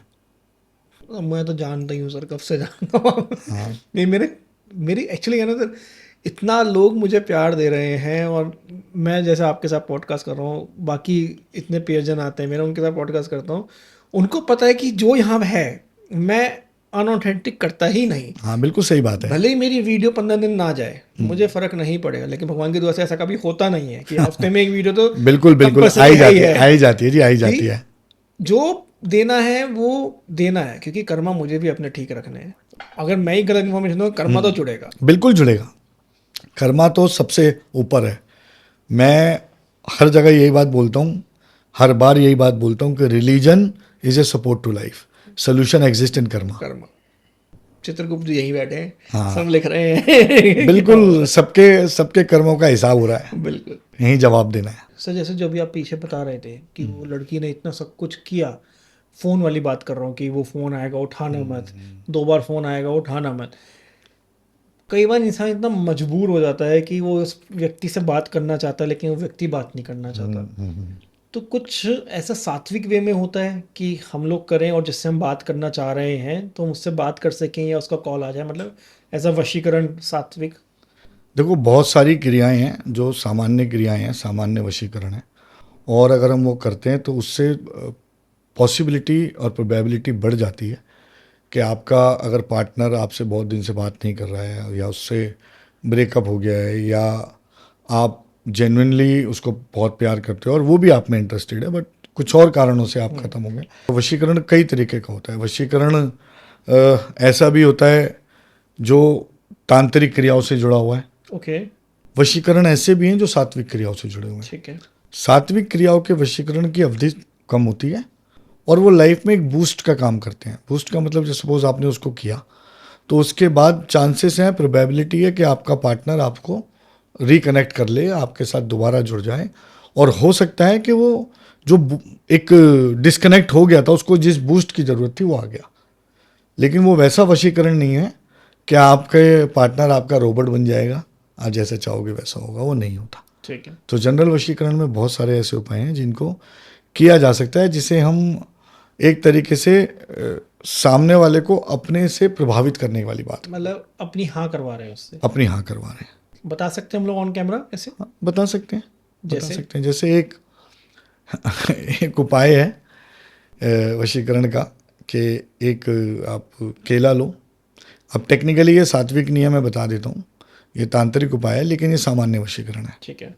ठीक है, आप किसी बड़ी उसमें जा रहे हो सिचुएशन में, ये केवल पार्टनरशिप्स और रिलेशनशिप से जुड़ा नहीं है। कई बार आप कोर्ट केसेस में जाते हो, कोर्ट के मैटर्स में जा रहे हो, या आप किसी बड़ी डील पे जा रहे हो प्रॉपर्टी की, या किसी ऐसी परिस्थिति में फंसे हो, इंटरव्यू पे जा रहे हो बहुत सारी मुश्किलों में, मतलब ये। लेकिन मैं एक चीज़ और बता दूं उपाय बताने से पहले, कि इन चीज़ों को कॉमन ना बनाया जाए जब यूज कि मैं रोज़ कर रहा हूँ तो फिर ख़त्म है इसका इलाज, फिर इसका इम्पैक्ट ख़त्म है। इनके ऊपर आएगा इम्पैक्ट फिर? नहीं, नेगेटिव कोई इम्पैक्ट नहीं है इसका। लेकिन ये है कि आप इसको सोच समझ के करें, जब आपको बहुत ज़रूरी लग रहा है तभी इसे आजमाएं। ठीक है। तो एक उपाय है कि आप एक केला लो, केले को बीच में से काट लो, 2 टुकड़े कर लो, छीलना नहीं है। ठीक है। काटने के बाद उस अपने राइट हैंड, डोमिनेंट हैंड की, लड़का है तो राइट हैंड, लड़की है तो लेफ्ट हैंड, राइट हैंड की जो सबसे छोटी उंगली है उसमें निडल लगा के ब्लड निकालो। उस ब्लड को केले के एक हिस्से पे ऐसे मलना है, ऊपर से। हाँ, ऊपर से मलना है। जब मल जाए अच्छे से, और ब्लड ठीक ठाक निकाल लेना, जब अच्छे से मल जाए तो इस वाली उंगली से उसका तिलक अपने माथे पे। ठीक है। उसके बाद दोनों केलों को जोड़ दिया। घर के बाहर फेंक दो, अच्छा। और वो तिलक लगा के आप चले जाओ। उससे बात करने। पॉसिबिलिटी है कि आप जिस जगह भी जा रहे हो, चाहे आप कोर्ट के केस में जा रहे हो, चाहे आप किसी बड़ी बिजनेस डील के लिए जा रहे हो, या आप किसी रूठे हुए पार्टनर को मनाने जा रहे हो, या आप किसी भी व्यक्ति को इन्फ्लुएंस करने जा रहे हो, या आप इंटरव्यू में जा रहे हो बहुत बड़े, या कोई बहुत बड़ा प्रोग्राम है जिसमें आपको इन्फ्लुएंस करना है, तो वो पॉसिबिलिटी है 90% कि सामने वाला आपसे प्रभावित होगा और आपके वश में हो जाएगा, सम्मोहित हो जाएगा। लेकिन सर, जो खून हमने लगाया, हाँ, वो खून तो हमारे अंदर ही चल रहा है, तो हमें माथे पे लगाने की क्या जरूरत पड़ी उसकी? चीज आप, फिर वही बात है, अघोर तंत्र में क्रियाओं के आगे प्रयोग हैं जिन्हें नव प्रयोग कहते हैं। उन नव प्रयोगों में ये एक प्रयोग है, एक एक्सपेरिमेंट है जिसका रिजल्ट आता है वशीकरण के रूप में। जैसे केले के साथ हमने इसको इस्तेमाल किया, केले के लार्वे के साथ, तो हमने अपने जो ज्ञान चक्र है उसको जागृत कर लिया, है ना, और जागृत करने उसने आपकी पर्सनैलिटी को इम्प्रेसिव बना दिया। ये सब जुड़ा हुआ है, ये सब एक विज्ञान है हमारा शास्त्रों का। और आप उस समय ऑटोमेटिकली अच्छी बात करना शुरू कर दोगे, और ऑटोमेटिकली सामने वाला आपके टीके को अगर देख रहा है तो वो आपकी तरफ सम्मोहित हो जाएगा, कुछ टाइम के लिए। कुछ टाइम के लिए, टेम्पररी। ओके। लेकिन ये बहुत अच्छा उपाय है और बहुत क्या कहते हैं, सात्विक नहीं है, लेकिन हाँ, ये कोई भी कर सकता है, इसका कोई साइड इफेक्ट नहीं है। सात्विक उपाय सर, प्योर सात्विक? प्योर सात्विक अगर आपको करना है तो फिर केस टू केस रिलेटेड है। जैसे अगर आपको लगता है कि आप सात्विक उपाय करना चाहते हैं, तो सात्विक में एक चीज़ होती है, आप 5 अलग अलग चीज़ें ले आओ, उसमें एक तिलक बनता है जिसमें आपको केसर, साबुत हल्दी, अष्टगंध, क्या कहते हैं, रक्त चंदन और रोली सिंदूर, शहद, इन सब चीज़ों को मिक्स करना है अच्छे से, एक पेस्ट बना लेना है। और पेस्ट बनाने के बाद उसको आपको माथे पे लगाना है। लेकिन ये पेस्ट सर्टेन सिचुएशंस में बनता है, जैसे गुरु पुष्य में, रवि पुष्य में, किसी ग्रहण के अंदर, या होली या दीपावली पे, ऐसे दिनों में ये बनता है। जब आप इसे बना लो तो इसे आप पूरे साल इस्तेमाल कर सकते हो। और इस तिलक को आप लगा के जाओगे तो ये आपके लिए बहुत ज़्यादा प्रभावशाली है, सात्विक वशीकरण है। अच्छा, हाँ। अगर हस्बैंड वाइफ में बहुत ज़्यादा लड़ाई हो रही हो तो ये क्या उपाय कर सकते हैं जिससे इनकी लाइफ पहले जैसी नॉर्मल हो जाए? और मतलब मेरा नॉर्मल इन द सेंस कि कई बार कुछ टाइम के बाद प्यार कम हो जाता है, अपनी अपनी स्थितियों में व्यस्त हैं, डिटैचमेंट डेवलप होता है। डिटैचमेंट हो रहा है, हाँ। तो उसको वापस अटैचमेंट में कैसे लेके आए? सात्विक उपाय सबसे अच्छा उसके लिए है कि शिव और पार्वती चालीसा पढ़ा जाए। शिव चालीसा अलग है, पार्वती चालीसा अलग है। अक्सर लोग शिव चालीसा पढ़ते हैं सिर्फ, लेकिन अगर हमें पार्टनरशिप रिलेटेड इशू है तो सात्विक क्रियाओं में सबसे अच्छी क्रिया है शिव और पार्वती चालीसा को साथ पढ़ा जाए। ठीक है। पहले शिव चालीसा फिर पार्वती चालीसा, डेली बेसिस पे। अगर आप ये पढ़ रहे हो, कोई भी चालीसा जब आप 40 दिन पढ़ लेते हो तो वो सिद्ध हो जाता है, फिर उसका इम्पैक्ट आना शुरू होता है और पर्सनल लाइफ डिस्टर्बेंस खत्म हो जाती ये है। दोनों पार्टनर में से कोई भी पढ़ सकता है? दोनों में से कोई भी पढ़ सकता है, दोनों को फायदा होगा। दोनों को फायदा होगा। दोनों को लेकिन टूट गया तो 40 दिन दोबारा स्टार्ट करना है। इसमें एक और तरीका मैं आपको बता देता हूँ क्या होता है। जैसे लेडीज़ के लिए 40 दिन लगातार करना मुश्किल तो होता है, हाँ, क्योंकि डेट्स आती हैं तो डेट में मुश्किल हो जाता है। उसका प्रोसेस है कि सपोज आपने 15 दिन कर लिया, 15 दिन के बाद आपको 4-5 दिन आप नहीं कर पा रहे हो, तो जब आप दोबारा शुरू करोगे तो आप पिछले वाले को 15 नहीं 14 काउंट करोगे, एक माइनस कर दो, ओके, तो फिर 14 से शुरू करो। इस तरह 40 कंप्लीट करो। 40th डे 10-20 रुपए का कोई भी प्रसाद मंगाकर उद्यापन करो। अब काउंट करना बंद, लेकिन पढ़ना चालू, पढ़ना जारी। डेली पढ़ना डेली है लेकिन पढ़ना डेली है, अब काउंट नहीं करना, क्योंकि 40वें दिन वो सिद्ध हो जाता है। हनुमान चालीसा को छोड़ के हर चालीसा को सिद्ध करना पड़ता है। हनुमान चालीसा स्वयंभू सिद्ध है, तो उसको सिद्ध करना पड़ता है। सिद्ध करके आप फिर वो आपको किसी काम भी करना पड़ता चालीसा है। को सिद्ध करने के बाद हमारे अंदर क्या क्या चेंजेस आ जाते हैं एकदम? देखो, मैं एक चीज़ हमेशा से बोलता हूँ, मैनिफेस्टेशन का बहुत बड़ा रोल है। तो जो चालीसा है वो एक तरीके का प्रोसेस है मैनिफेस्ट करने का। ओके, किसी भी चालीसा को आप पढ़ लो, उसमें वो 2 पार्ट्स में डिवाइड होता है, एक आवाहन और दूसरा प्रार्थना। ठीक है, आपने आवाहन किया पहले उस देवी देवता का, उसका गुणगान किया, उसके बाद आपने अपनी प्रार्थना की, उसका रिजल्ट आता है। यही मैनिफेस्टेशन है। तो उसमें आपकी बॉडी में वो चेंजेस आएंगे कि आपके कर्म उस दिशा में बढ़ने लग जाएंगे। ओके, कि आप अपने, जब आप शिव चालीसा पढ़ रहे हो, पार्वती चालीसा पढ़ रहे हो, इसका मतलब आप रिलेशनशिप सुधारना चाहते हो। और अगर आप रिलेशनशिप सुधारना चाहते हो तो आप अपने कर्म भी उस दिशा में बढ़ाओगे ना। सही बात है। आपका मन और आप साफ चालीसा होगा, पढ़ोगे आपका साथ तो आपको होगा। ये एहसास होगा कि मुझे कर्म भी बदलने हैं, और कर्मों से रिजल्ट है। मतलब ये तो अंदर से प्यूरिफिकेशन स्टार्ट हो गया आपका, जो हाँ। आपने पढ़ना स्टार्ट कर दिया है। आपके पास विचार ही वैसे आ रहे हैं जो गलत की तरफ लेके ही नहीं जाएंगे आप। गलत कर्म लेके लेकिन एक चीज़ है सर, सबसे ज़्यादा माँ बाप जो डरते हैं अपने बच्चों को लेकर डरते हैं। जैसा भी आपने पीछे बड़ी अच्छी बात कही थी कि बच्चों के लिए माँ बाप खुद की जान भी दे देंगे कि भाई ले लो, लेकिन मेरा बच्चा ठीक रहना चाहिए। मैं कहता हूँ, जिन माँ बाप का बच्चा टेररिस्ट है वो माँ बाप उस बच्चे को भी नहीं छोड़ते। माँ बाप कभी नहीं छोड़ते। माँ बाप होना आसान नहीं है। बिल्कुल। बच्चे अक्सर ये गलती करते हैं, भूल जाते हैं। लेकिन ये एक सबसे बड़ा सत्य है कि भगवान ने माँ बाप का सब्स्टिट्यूट भी नहीं बनाया। हर रिश्ते का सब्स्टिट्यूट है, माँ बाप का नहीं है। बिल्कुल। इसी का क्वेश्चन है मेरा नेक्स्ट कि बच्चे स्कूल जाते हैं, आजकल हम सुनते भी हैं इतनी दुर्घटनाएं हो जाती हैं, खासकर छोटी छोटी बच्चियों के साथ, 4 साल की बच्ची, 5 साल की बच्ची। ये सेफ रहे, हम ये चाहते हैं। तो एक माँ बाप क्या कर सकते हैं जिससे उनका बच्चा बाहर जा रहा है तो वो सेफ रहे? माँ बाप क्या कर सकते हैं? देखो, अगर माँ बाप कोई पूजा या कुछ ऐसा करना चाहते हैं तो एक तरीका है, एक किताब आती है दुर्गा स्तुति। ओके, दुर्गा स्तुति में दूसरा 7वां अध्याय और दुर्गा कवच, ये 3 चीज़ें पढ़नी है संकल्प लेके बच्चे के नाम से। ठीक है, अगर वो इसको रोज़ पढ़ते हैं तो 99% चांसेस है उनका बच्चा सेफ रहेगा। सेफ रहेगा।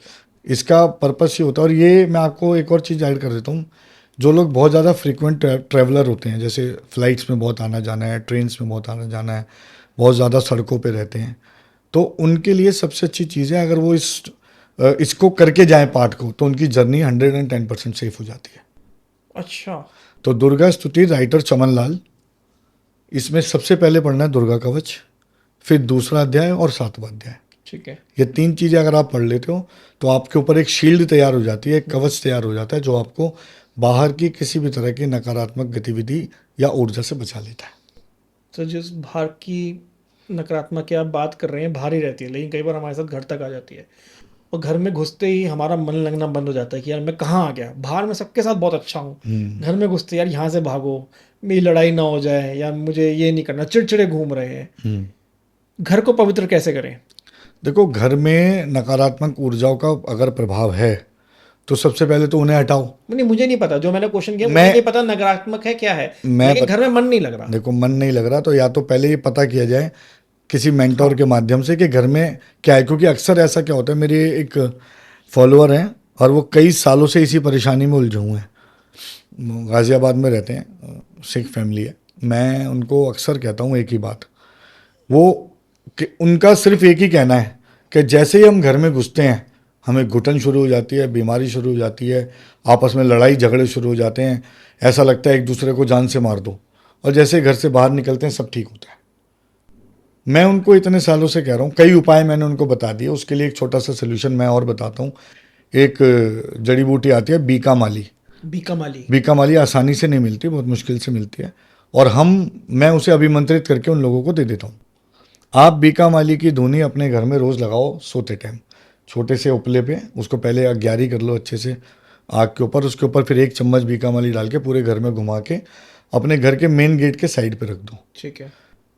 99% चांसेस है कि आपके घर में कोई भी छोटी मोटी नकारात्मक ऊर्जा होगी या नज़र होगी या हाई होगी, ये उसको जड़ से ख़त्म कर देगी, खा जाएगी, बराबर वाले पड़ोसी को भी प्योरीफाई कर देगी, इतनी ताकतवर होती है ये। दिखती कैसी है ये? जड़ी बूटी की तरह होती है, पहाड़ों से निकली हुई जड़ी बूटी होती है, तो उस तरह की होती है, बहुत मुश्किल से मिलती है, और अभिमंत्रित होना बहुत ज़रूरी है।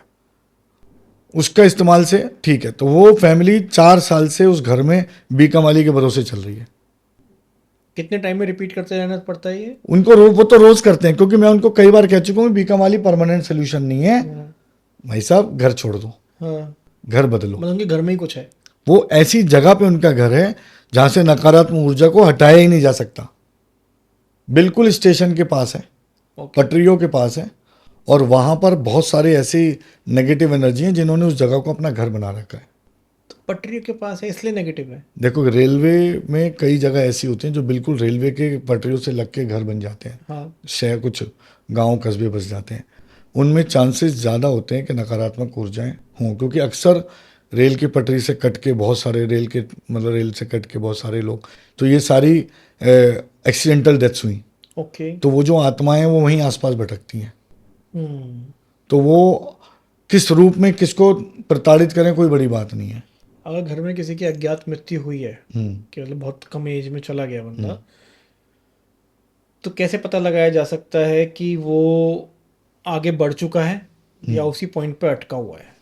देखो, एक चीज़ होती है, अगर कोई अज्ञात मृत्यु हुई है और वो आगे नहीं बढ़ा है तो वो आपसे संपर्क जरूर करेगा। किस सेंस में संपर्क करेगा? वो अपनी एनर्जीज के माध्यम से आपसे संपर्क करेगा। बहुत सारी चीज़ें होती हैं। एग्जाम्पल है, एक केस था मेरा जिनके बारे में मैंने बताया ना, अभी जो 4 साल से चल रहे हैं, इनके 16 साल के बच्चे ने सुसाइड कर लिया था उसी घर में। हाँ, अब आप सोचो 16 साल के बच्चे की क्या मानसिकता होगी। कोई लड़ाई नहीं, कोई झगड़ा नहीं, कोई प्रेशर नहीं, कोई ऐसा नहीं कि कोई रिलेशनशिप स्टेटस हो, कोई ऐसा नहीं पढ़ाई का बहुत प्रेशर हो। सुसाइड क्यों किया? आज तक रहस्य है। बात यह है कि उसने सुसाइड करा, उसके बाद उसने कई अलग अलग माध्यम से उनसे संपर्क करने की कोशिश की। जैसे उन्हें विजन्स में दिखता था, कभी रोता हुआ दिखता है, सपने में। सपना और विजन में फ़र्क है। Dreams are the product of your absolute subconscious mind. ठीक है। यानी कि आप पूर्ण निद्रा में हो, पूरी तरह सो रहे हो और आपको सपना आ रहा है, ठीक है। विजन्स आते हैं जब हमें लगता है कि हम आधे अधूरे जगे हुए हैं और फिर भी हमें कुछ दिखाई दे रहा है, कुछ चल रहा है, कुछ महसूस हो रहा है, कोई एनर्जी दिख रही है, कोई हमसे संपर्क कर रहा है। अभी एक केस मेरा रिसेंट चल रहा है, उनके साथ क्या हो रहा है, एक लड़की है, उसके ऊपर उसको एक साया सा ऐसा लगता है जो पूरा उसके ऊपर उसको ढक देता है। ओके। और उसके शरीर पे इतना प्रेशर आ जाता है, और वो कह रही है, उसने कहा कि मेरी आंखें अक्सर खुली हुई होती हैं उस पोजीशन पे, और मैं उसे महसूस करती हूँ, मुझे दिखता है। अब वो एक जिन का प्रभाव है, वो क्या करता है? वो विजन है, उसको दिखता है, उसकी बॉडी पे बस हैवीनेस हो जाती है और उसकी बॉडी पे उसको पैरालाइज हो जाती है। पैरालाइज नहीं, स्लीपिंग पैरालाइज जो होता है। स्लीप पैरालिसिस नहीं होता उसे, वो जाग रही है, वो देख रही है उसे, फिर जब पूरी कॉन्शियस में आती है, लाइटें वाइटें जलाती है, तब लगता है सब नॉर्मल हुआ है। तो वो जो बच्चा था उसने जो सुसाइड किया, उसने कई माध्यम से संपर्क किया, विजन्स आए। उसके अलावा कई बार क्या होता था, जैसे वो जिस गिलास या कप में पानी पीता था वो कई बार किचन में अपने आप गिर जाता था। कुछ उसके टॉयज जो रखे हुए थे वो उनमें अचानक से जैसे कभी गिर गए या उनके साथ उनमें कोई चेंज हो गया, रखा कैसे गया कैसे मिला। उसकी बॉल जिस अलमारी में रखे थी वो पलंग के नीचे मिल रही है, जबकि कोई और खेलने वाला ही नहीं है घर में कनेक्ट उससे। करना चाह रहा था। तो वो इनसे कनेक्ट करना चाह रहा था क्योंकि उसको मुक्ति चाहिए थी, ओके। परेशान था। तो हमने जो भी पूजा पाठ करके पिंडदान करके उसको मुक्ति दिलाई, उसे मुक्ति दी। और उसके बाद मैंने उन्हें समझाया कि इस घर में एक अजीब सी नकारात्मकता है, आप इसे छोड़ दो, आप इसमें रहोगे ये आपको कामयाब भी नहीं होने देगा। आप बिलीव करो, पिछले कुछ सालों में उस घर ने उन्हें बर्बाद कर दिया फाइनेंशियली।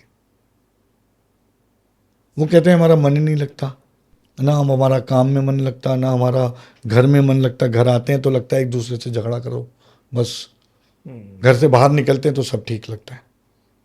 नहीं तो जो आपने उस बच्चे को एक तरीके से मुक्ति दिलवाई, तो उसने आपसे कनेक्ट होने की कोशिश करी कि उसने ऐसा क्यों किया, या आपने कनेक्ट करने की कोशिश नहीं करी उससे? मैंने उससे कनेक्ट करने की कोशिश की और मुझे ये भी जवाब मिला कि उस पर जो सुसाइड हुआ वो पोजीशन के थ्रू हुआ, किसी ने करवाया था? किसी ने कुछ करवाया था। वो बच्चा खुद से अपनी मर्जी से नहीं गया, उसको कोई दुख ही नहीं था। बहुत नॉर्मल सी जिंदगी थी उसकी, बहुत नॉर्मल सा लड़का था। पेरेंट्स बाहर बाजार मार्केट गए थे, दूसरे कमरे में चाचा मौजूद थे, उसके कमरे में बस वो लटक गया। और जब वो नीचे आया, उसके चाचा आए, उन्होंने खिड़की से देखा, तब पता चला कुछ बात ही नहीं है, सब नॉर्मल था। ओके। तो पोजीशन कभी कभी इस लेवल तक आ जाता है कि इंसान सेल्फ हार्म करता है। मैं आपको एक बात और बताता हूँ अनमोल जी, इस केस के अंदर क्या हुआ कि वो बच्चा गया तो पैरानॉर्मल तरीके से था, ठीक है, किसी नेगेटिव एंटिटी या पोजीशन के तहत वो बच्चा गया। लेकिन जब से उस बच्चे की डेथ हुई थी, उसके फादर को, भाई कोई भी फादर इतने जवान बच्चे खोएगा, डिप्रेशन में चला जाएगा, ये बड़ी आम बात है, वो भी चले गए। लेकिन एक चीज़ जो उनके अंदर सोल्यूशन के रूप में डेवलप हो रही थी, जिसे वो सोल्यूशन के रूप में देखते थे, वो बार बार ये सोचते थे कि क्या वो बच्चा मेरा वापस आ जाए, मुझे मेरा बेटा वापस मिल जाए। ये कैसे पॉसिबल है? मतलब आदमी जब किसी चीज़ को पीछे पड़ जाता है ना, तो उसको कोई भी जस्टिफिकेशन सही लगता है, चाहे वो गलत ही क्यों ना हो। उनकी काफ़ी एज थी, मतलब एज वो थे अराउंड 40+ थे, और ऑलरेडी दूसरा बेटा जो जीवित था वो होगा 9th स्टैंडर्ड में। उसके बावजूद 9th स्टैंडर्ड में अच्छा खासा बड़ा बच्चा होता है, मेरे ख्याल से 12-13 साल का बच्चा होता है, उतना बड़ा बच्चा उनका था। बस उसके लेकिन उनके अंदर उसको वापस लाने की लालसा ने, उस एज में उन्होंने सेकंड बेबी ट्राई किया, इस इच्छा से कि उनका बेटा वापस आएगा और बेटा ही आएगा, ताकि वो, और वो ही बेटा आएगा वापस जो गया है। जो गया है। ये इतनी बड़ी मूर्खता थी जो मैंने उन्हें समझाई। वो मुझसे हर चीज़ पूछ के करते थे, पर उन्होंने इसके बारे में मुझसे कोई जिक्र नहीं छेड़ा, मुझे बताया ही नहीं। बीका माली उनके यहाँ होती थी, वो करते रहे, बस नहीं बताया, और अंत में बेटी हो गई। अब टेक्निकल कोई नॉर्मल आदमी हो तो वो सोचे भाई एक बेटा है, एक बेटी हो गई, परिवार पूरा हो गया, पर उनको जैसे खुशी नहीं हुई। उनको तो लगता था वो बेटा आएगा वापस किसी भी तरह। मैंने उन्हें एक चीज़ समझाई है, मृत्यु कैसी भी हो, जो गया वो गया। रीबर्थ, कई केसेस में हमने बहुत सारी ऐसी कहानियां सुनी हैं और बहुत सारे ऐसे लोगों के एक्सपीरियंस भी हैं जिनके रीबर्थ हुए हैं, बट वो रीबर्थ हमारे अकॉर्डिंग नहीं होंगे, बहुत कॉमन नहीं है, और हमारे अकॉर्डिंग नहीं है, ठीक है। ऐसे बहुत सारे लोग होते हैं जिन आत्माओं को मुक्ति नहीं मिलती, या जिनका अतृप्त जीवन होता है, और उनको किसी न किसी माध्यम से दोबारा शायद धरती पे जीवन मिलता है। तो ये स्टेटमेंट सही है फिर कहना कि सर एक जगह इंसान मरा है तो उसी टाइम वो दूसरी जगह पैदा हो गया, दूसरे युग में, दूसरे मल्टीवर्स में, दूसरी दुनिया में या दूसरे समय काल में? मैं ये नहीं कहूँगा कि इमिजिएटली हो गया, क्योंकि शास्त्रों के हिसाब से सदगति के अपने अपने रास्ते हैं। ओके। ऐसा माना जाता है कि देयर आर 7 लेयर्स, 7 लेयर्स हैं। तीसरी लेयर पे हमें, इसके ऊपर 4 और हैं। जब ये सातों पार होती हैं तब हमारी सदगति होती है, उसके बाद हमें जन्म नया जीवन मिलता है। वो किसी भी मल्टीवर्स में, किसी भी यूनिवर्स में मिल सकता है। मैं अभी आपको ऑफ कैमरा एक बात बता रहा था, मैं उसी को रिपीट करता हूँ कि एक बार एक व्यक्ति की जब मृत्यु हुई तो उसे यमदूत ले जा रहे थे। तो यमदूत से उसने पूछा, जब उसकी आँख खुली कि भाई मैं कहाँ हूँ, मैं मर गया। उसने कहा हाँ कह सकते हो। तो बोले कह सकते हो मतलब? कह रहा हाँ तुम्हारी भाषा में तुम कह सकते हो। तो बोला अब मैं कहाँ जाऊँगा, स्वर्ग जाऊँगा नरक जाऊँगा? बोला हाँ तुम कह सकते हो। बोला अच्छा तो अब मेरा दोबारा जन्म होगा? बोला हाँ ये भी तुम कह सकते हो। कह रहा भाई आप ये क्या कह रहे हो, तुम कह सकते हो, मुझे समझ नहीं आ रहा आप कहना क्या चाहते हो? वो कह रहा इस सृष्टि में 2 ही लोग हैं, एक तुम और एक मैं। तुम अपने पिता भी हो, तुम अपने पुत्र भी हो, तुम्ही ने कई बार जन्म लिया है, तुम्ही ने कई बार जन्म दिया है। Okay. तो उसने कहा कि ठीक है प्रभु, अगर ऐसा है तो मुझे मेरे ही घर में दोबारा जन्म दे दो। कहता कौन से वाले घर में? उसने कहा कौन से, जहां से मैं अभी आया हूं। कह रहा तुम्हारे तो बहुत सारे घर हैं, कोई इस यूनिवर्स में है, कोई किसी और यूनिवर्स में है। तो उसने कहा आप मुझे ये पृथ्वी पे इस वाले शहर में यहाँ जन्म दे दो। बोले इस शहर में जन्म दे दूं, पर कौन से सन में दूं? उसने कहा 2026 चल रहा है तो 26 में दो। बोले 2026 तुम्हारा वाला या हमारे वाला? हमारा 2026 पहले भी कई बार हो चुका है, मैं आपको सन 1800 में भी जन्म दे सकता हूं। ये कर्म तय करेंगे कि आपका जन्म अब दोबारा कहाँ होगा। हो सकता है आप बहुत पीछे जाकर दोबारा जन्म लो, हो सकता है आप दोबारा बहुत हजारों साल आगे जन्म लो। अलग अलग दुनिया में अलग अलग मल्टीवर्स हैं, आपका जन्म कहीं भी हो सकता है। पर सच्चाई यही है कि आप ही अपने पिता हो और आप ही अपने पुत्र हो, सब कुछ आप हो। और दूसरा मैं हूं जो इस सृष्टि का पालन कर रहा है। लेकिन सर फिर वो कौन से केसेस होते हैं जहाँ पे, ऑनलाइन देखे हैं मैंने भी, कि एक बच्चा पैदा होता है, उसके अंदर पूरे अपने दादा वाले रूप होते हैं, वो वैसे ही घर में बैठता है, वैसी सारी चीज़ें करता है, उसको वो सीक्रेट्स ही पता है जो किसी और को नहीं पता। तो वो कहाँ से आ गया सेम जगह कुछ और इतने टाइम बाद? नहीं, देखो कुछ केसेस ये हैं, ये एक बिल्कुल बहुत बड़ा सत्य है कि कुछ केसेस ऐसे हैं जिसमें हमने ये देखा है कि एग्जैक्ट रीबर्थ हुआ है। बहुत छोटी एज में कोई बच्चा प्रॉपर उस जगह के बारे में बता रहा है कि मैं उस जगह पैदा हुआ था, मेरा ये परिवार था, वो मेरी वाइफ थी, ये सब। और ये कहानियां नहीं है, हमने इसके एविडेंशियल्स देखे हैं। तो मैं इसको एक्सेप्ट करता हूँ, पर मैं ये मानता हूँ कि ऐसा बहुत रेयरेस्ट सिचुएशन में होता है और हर फैमिली में ऐसा नहीं होता, ये रेयर केसेस होता है। और इसमें बहुत कोई अतृप्त आत्मा जिसका बिल्कुल ही शायद इस धरती पे जीवन पूरा नहीं हुआ है, उसके कुछ कर्म बाकी हैं, उन कर्मों को काटना बाकी है, तो उसको दोबारा से भेजा गया है और उसका एक नए रूप में जन्म हुआ है। पर रीबर्थ संभव है, पर इतना आसान नहीं है जैसे जो ये कहते हैं कई बार कि वो बच्चा बिल्कुल दादा की तरह है, वैसे बैठता उठता बैठता। तो वो कभी कभी ऐसा होता है। आप ये समझो कि हमारे जो जेनेटिक्स हैं उसमें भी ऐसा होता है कि हमें हमारे फादर झलकते हैं, हमारे दादा झलकते हैं, हमारा, क्योंकि हम उसी मिट्टी से बने, उसी मिट्टी से बने। तो वो आ जाता है बॉडी मैं लैंग्वेज, वो आता है। एक शेर सुनाता हूँ जो मुझे बहुत मेरे दिल के करीब है, और कई लोग जिसमें जो मुझे बोलते हैं उसी बात पे ये शेर है, किसी अच्छे शायर का, कि है मुझको दर्द कितना ये कहाँ हुलिया बताता है, यतीमी मुझ पे हावी है मेरा चेहरा बताता है, मेरे वालिद मेरे अंदर हैं जिंदा लोग कहते हैं, मैं जब भी बात करता हूँ मेरा लहजा बताता है। वाह। यानी कि हमारे अंदर हमारे माँ बाप झलकेंगे, झलकना भी चाहिए। बिल्कुल। तो ये होता है, ये सच्चाई है, रीबर्थ संभव है, लेकिन उतना नहीं है जितना हम लोग मान लेते हैं। रेयरेस्ट टू रेयर सिचुएशन में है। ओके सर, रीबर्थ के बारे में बात कर रहे हैं और एक क्वेश्चन आ रहा है माइंड में, ये तो रीबर्थ हो रहा है, ऐसी कौन सी सोल होती है जिसका पहला ही बर्थ हो रहा है, ये कैसे पता चलेगा? देखो ये कोई पता नहीं चलता कि पहला बर्थ है, आखिरी बर्थ है, इससे पहले या रीबर्थ है? रीबर्थ है। ऐसे मतलब ये बहुत रेयर वो है, ऐसी कोई हमने आज तक एक्सपीरियंस नहीं किया। हाँ, इतना ज़रूर पता लगता है, एस्ट्रोलॉजी में एक टर्म है जिसे हम ट्विन फ्लेम बोलते हैं। ओके। ठीक है, ट्विन फ्लेम। और तो ऐसा माना गया है कि इस पृथ्वी पे हमारे दो ही तरह के रिलेशनशिप्स हैं, एक कार्मिक, दूसरा ट्विन फ्लेम। कार्मिक रिलेशंस वो हैं जिनका हमारे साथ कर्मों का नाता है। ओके। तो ऐसे बहुत सारे लोग हैं जिनके पिछले प्रारब्धों के जो भी कर्म हैं वो अभी पूरे नहीं कटे हैं, तो इन्हें काटने के लिए इस जन्म में आते हैं और उनको कई लोगों के साथ जीवन बिताना पड़ता है।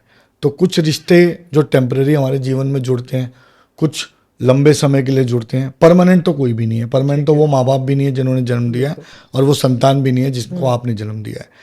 लेकिन स्पेशली पार्टनर्स के केसेस में मतलब एस्ट्रोलॉजी इसे बताती है कि अगर कोई रिलेशनशिप आपका ब्रेकअप हो गया है और उसके बाद आप दूसरे के साथ रिलेशनशिप में हो, उसके बाद आप तीसरे के साथ रिलेशनशिप में हो, तो ये आपके कार्मिक पार्टनर हैं। ओके। लेकिन कई बार क्या होता है, हम किसी एक के साथ रिलेशनशिप में, हमारा उसी से ब्रेकअप हो रहा है, उसी से पैचअप हो रहा है, उसी से ब्रेकअप हो रहा है, उसी से पैचअप हो रहा है, उसी से ब्रेकअप हो रहा है, उसी से पैचअप हो रहा है। मेरे पास अभी एक रीसेंट केस चल रहा है जिनको 20 साल हो गया, ऐसे ही 2 साल पहले शादी हुई है, 20 साल से वो लोग रिलेशनशिप में, लेट मैरिज हुई है, और कई बार वो लोग एक दूसरे से अलग हो गए फिर मिल जाते हैं। तो ये है ट्विन फ्लेम। ट्विन फ्लेम मतलब एक आत्मा के दो स्वरूप, ओके। दो एक ही आत्मा के दो स्वरूप हैं जिन्होंने जन्म लिया, उनको आपस में मिलना है। तो ये हो गई ट्विन फ्लेम। ठीक है। और एक होता है कार्मिक पार्टनर। कार्मिक पार्टनर वो होगा जो थोड़े समय से आपके साथ कर्म काटने आया है ये सिर्फ वही आपके। होता है जो एकदम से आता है, लाइफ में भूचाल मचाता है, हाँ। गायब हो जाता है हमेशा के लिए। और कार्मिक पार्टनर जरूरी नहीं आपका रिलेशनशिप में हो, आपके रिश्तेदारों में भी हो सकता है, दोस्त यारों में भी हो सकता है। हम देखते हैं बिजनेस कुछ पार्टनर्स में भी हो सकता बिजनेस पार्टनर भी हो सकता है। कुछ दोस्त हमारे साथ बहुत लंबे समय तक जीवन में चलते हैं, कुछ दोस्तों के साथ हम कुछ साल बिता के खत्म हो जाते हैं, है, तो वो कार्मिक है। वो कार्मिक है। तो जिनके साथ कर्म काटना है वो कटेगा ही कटेगा। सपोज आपका कोई बहुत अच्छा दोस्त है और उसके साथ आपको ऐसी जगह जाने का मौका मिला जिसका आप कल्पना भी नहीं कर सकते, और उसके बाद वो आपसे कट गया, तो वो आपके जीवन में आया इसलिए था कि वो आपको वहां तक ले जाए बस एक बार। तो उसका कर्म, उसका उसने कर्म अपना काटा है, मेरा कर्म काटा। दोनों अपने अपने कर्म काट के अलग हो गए। तो यहाँ पे नए कर्म क्रिएट नहीं हुए सर? नए कर्मों से ही कर्म क्रिएट होते हैं ना। तो फिर अगले जन्म में वो भी काटने आना पड़ेगा? नहीं, तो जो कट गया हाँ। वो खत्म हो गया ना। नहीं, जो नए बने। नए बने तो नए जन्मों के कर्म है ना। हम्म। सपोज आपने जो अच्छे कर्म करे हैं उनके बदले नए अच्छे कर्म मिलेंगे। मैं एक बात हमेशा कहता हूं, astrology is a bunch of possibilities, we make it possible through our efforts. मतलब कर्मों की संभावना है एस्ट्रोलॉजी, संभव तो हम खुद करते हैं करेक्ट। कर्मों से। अगर एस्ट्रोलॉजी में लिखा है कि आपको शादी का योग है और बंदा कह रहा है मैंने करनी ही नहीं है, तो कितने योग आके चले जाएंगे। करनी ही नहीं है तो करनी नहीं, तो है। कर्म तो बहुत ऊपर है ना। भगवत गीता में भगवान श्री कृष्ण ने कहा है कि कर्म योग से धर्म योग है, धर्म योग से कर्म योग नहीं है। ट्विन फिल्म के बारे में थोड़ा सा और बताइए, बिल्कुल नया टॉपिक है मेरे लिए भी। ये क्या है, मतलब इसको कैसे देखा जाए, कैसे पहचाना जाए कि मैं ट्विन फिल्म हूँ या नहीं, ये क्या क्या चीज़ें होती हैं इसमें? इसके कुछ सिम्टम्स होते हैं। जैसे मैं पहले ये समझाता हूँ कि कार्मिक और ट्विन फ्लेम का डिफरेंस क्या होता है, ठीक है। उससे ट्विन फ्लेम जस्टिफाई हो जाएगा। कार्मिक क्या होता है कि हम किसी पार्टनर के साथ आते हैं और एक टाइम के बाद हम टॉक्सिक फील करने लगते हैं, ठीक है। और हम कई बार चाहते हैं कि हम इससे पीछा छुड़ा लें, पर छुड़ा नहीं पा रहे होते। वो इसलिए होता है कि वो कुछ कर्म होता है जो जब तक वो पूरा कटेगा नहीं आप छुड़ा नहीं पाओगे, लेकिन एक दिन आता है वो रिश्ता खत्म हो जाता है। तो ये हुआ आपके कार्मिक पार्टनर ठीक से। है। हाँ, ट्विन फ्लेम के साथ ऐसा होता है कि आप किसी भी छोटी सी बात पे एक दूसरे से अलग हो गए, फिर थोड़े दिन बाद आपको ये बेचैनी होने लगती है कि मैं उसके बिना रह ही नहीं सकता। और ये एक को नहीं, ये दोनों को होगी, एक को नहीं होती है कभी भी। अगर एक को हो रही है तो आप ट्विन फ्लेम नहीं हो, कार्मिक कनेक्शन काटा था। जब दोनों को ये बेचैनी होती है और अब दोनों ही एक दूसरे से दोबारा कनेक्ट करने की कोशिश करते हैं, तो ये होता है twin flame connection. Twin flame में आप बार बार अलग होकर भी एक दूसरे के साथ आओगे। ये जरूरी नहीं है कि लड़का लड़की के बीच में, लड़के लड़के के बीच में भी हो सकता है, लड़की लड़की के बीच में बिल्कुल हो सकता है, बिल्कुल हो जाता है। ऐसे कई केसेस होते हैं हमारे पास, ऐसे कई केसेस हैं जिनमें ये चीज़ देखने को मिली है कि कई बार कई लड़के जो आपस में बहुत क्लोज हैं कई बार अलग हुए और फिर आपस में मिल गए। लेकिन ये रिलेशनशिप्स में ज़्यादा होता है ट्विन फ्लेम, जिसमें हम ये देखते हैं कि दो पार्टनर्स, कई बार ऐसी परिस्थिति आई जब उनको लगा कि हम उनको एक दूसरे के साथ नहीं रह सकते, लेकिन जैसे वो एक दूसरे से अलग होते हैं उनको ये एहसास होता है कि हम एक दूसरे के बिना रह नहीं सकते, और वो दोबारा जुड़ जाते हैं। इस तरह के कनेक्शन को ट्विन फ्लेम कहा जाता है। एस्ट्रोलॉजी में ऐसी कई युक्तियां हैं जिसको देखकर ये बताया जा सकता है कि ट्विन फ्लेम कौन है और कौन कार्मिक कनेक्शन में है। इनको खुद भी सिम्टम्स आते हैं कि हम ट्विन फ्लेम हैं? बिल्कुल आता है। देखो, जैसे? अगर आपको आप अपने पार्टनर के साथ कंफर्टेबल फील कर रहे हो और आप उसको लेके ज़रूरत से ज़्यादा पोजेस नहीं हो, आपको अगर ऐसा लगता है कि आपको उस पर पूरा विश्वास है और वो आपके विश्वास पे खरा भी उतर रहा है, आप एक दूसरे को आज़ादी देते हो, आप एक दूसरे के साथ खुश रहते हो, आप एक दूसरे के बिना नहीं रहते हो, ये सब ट्विन फ्लेम के सिम्टम्स हैं। ओके। लेकिन जब हम किसी रिश्ते में ज़रूरत से ज़्यादा पॉजेसिव हो जाते हैं, उसको लेके बहुत ज़्यादा मतलब टॉक्सिक हो जाते हैं, तो वो चीज़ें कार्मिक कनेक्शन है सिर्फ, और कुछ नहीं है। नहीं, ट्विन फ्लेम को मैं ऐसे समझना चाह रहा हूँ कि अगर दो सोल है, मतलब एक सोल है दो बॉडीज में, तो अगर दूसरे पर्सन के साथ घटित हो रहा है तो इसको एहसास हो जाएगा कि कुछ हो रहा है। हाँ, ऐसे इंट्यूशंस भी आते हैं कि सपोज आपका पार्टनर किसी परेशानी में है, हाँ। तो आपको वो हिंट आएगा और आपको अचानक से विजन्स आने लगेंगे, या आप उसके बारे में सोचने लगोगे, किससे बात कर लेते हैं। आप उसको फोन करोगे, आपको पता लगेगा कि उसके साथ कुछ तो घट ये गया वही है। होता है कि कई बार हम बहुत टेंशन में होते हैं, एकदम फ़ोन बजता है, इसकी तो उम्मीद नहीं थी, इसका फ़ोन कैसे आ गया इस समय, और वो कहते हैं तुम टेंशन में हो। हाँ, तो ये ट्विन फ्लेम है। ट्विन फ्लेम है। ओके। एक बेचैनी दोनों पार्टनर्स को महसूस होगी एक पर्टिकुलर मोमेंट में, ओके। ये ट्विन फ्लेम होता है। मतलब इसकी तो टॉपिक और बड़ा है, इसको हाँ। नेक्स्ट पॉडकास्ट के लिए मैं बचा के रखूँगा। और आप भी पार्ट 2 कमेंट करें अगर आप चाहते हैं कि हम ट्विन फ्लेम पे प्रॉपर एक A to Z, मतलब 0 से लेके गिनती की तो कोई अंत होता नहीं है, और वैसे टॉपिक्स भी होते हैं। नहीं, अगर पार्ट 2 होता है तो मैं आपको ये बताऊंगा कि कुंडली में वो कौन सी पोजीशंस होती हैं ग्रहों की, जो ये देख के बताया जा सकता है कि ये ट्विन फ्लेम है या कार्मिक है। ठीक है, तो सर ने बहुत हद तक रिवील कर दिया किससे बताया जाएगा। मैं बताना नहीं चाह रहा था क्योंकि सर ने बीच में बोला था एस्ट्रोलॉजी का भी रोल होता है, इसलिए मैंने बोला नहीं था, लेकिन सर ने उसका जिक्र कर दिया है। तो पार्ट 2 जरूर कमेंट करिएगा। आज का पॉडकास्ट में जो भी आपको सीखने को मिला, और ठगी से बचिए प्लीज़, और वुमेन ट्रैफिकिंग से तो बिल्कुल बचिए मेरी प्यारी बहनों, प्लीज़ सेफ रहो। माँ बाप से बढ़कर कोई नहीं होता, उनकी गाइडेंस हमेशा लेते रहो। थैंक यू सर इस पॉडकास्ट में जुड़ने के लिए। थैंक यू सो मच मुझे बुलाने के लिए। हमेशा की तरह पॉडकास्ट को लाइक, शेयर, सब्सक्राइब करना कभी ना भूलें, और अपने एक्सपीरियंस प्लीज़ कमेंट सेक्शन में ज़रूर लिखिएगा। Thank you.